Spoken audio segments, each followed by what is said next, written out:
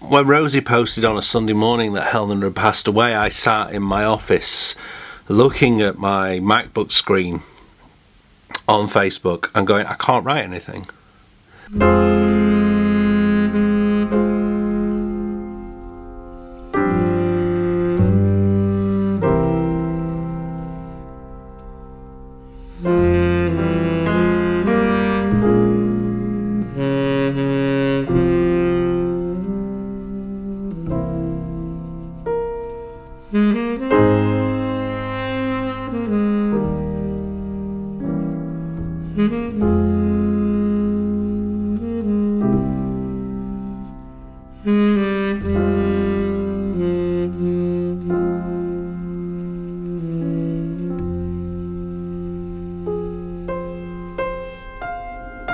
Song for Helena is the only track on the Jazz Festivals album that I wrote myself. It was written for my friends Trev and Rosie Bark. Trev and Rosie are a couple I met at a gig in 2005 in Pinner in North London, which is where Elton John's from. Trev and Rosie were great supporters of mine, and I've been out to Ronnie's with them on other gigs, and the great thing of Facebook is you're able to keep in touch with people. I've had some great laughs with these guys. They've been staunch supporters of my music. They've even put on a gig of my band, A Love Supreme, we did in Harrow, in their church that they sorted out. A few years ago, Trevor and Rosie's daughter Helena was diagnosed with cancer. Sadly, later on, Rosie posted how they'd been told that Helena's cancer was terminal. What changed for me at that point was that I'd known people who got cancer. As I mentioned on yesterday's vlog, my Auntie Anne died of cancer in '97. But this time, I did feel for Helena, of course, but I really felt for Trevor and Rosie. I really felt, because it's the first time I'd really known somebody who were parents. I'd really known the parents of the patient, as it were, more than I knew the patient. And as a parent, I looked at it a whole different way. And then last summer, 2015, I was really inspired to write a piece of music, a lament, as it were, with those feelings, because I couldn't put them into words. And Song for Helena was the piece that came out. I wanted to send it to Trev and Rosie to basically say, hey, I can't sympathise because I'm not in that position, but I'm thinking of you, I'm praying for you, I feel for you. Not in a cheap kind of way, but gosh, this is hitting me in the heart. When Rosie posted on a Sunday morning that Helen had passed away, I sat in my office looking at my MacBook screen on Facebook and going, I can't write anything. And then I remembered about this composition that I didn't think was good enough. I hadn't finished it. It wasn't right, it wasn't ready to send to anyone. And I thought, no, that's what I've got to say today. There's no words. It's just music.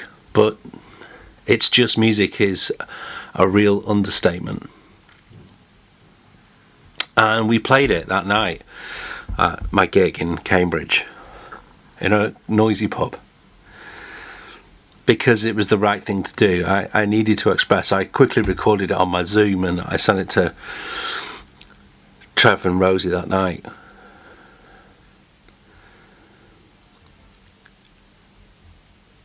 Music's a real powerful tool to express the deepest emotions we have.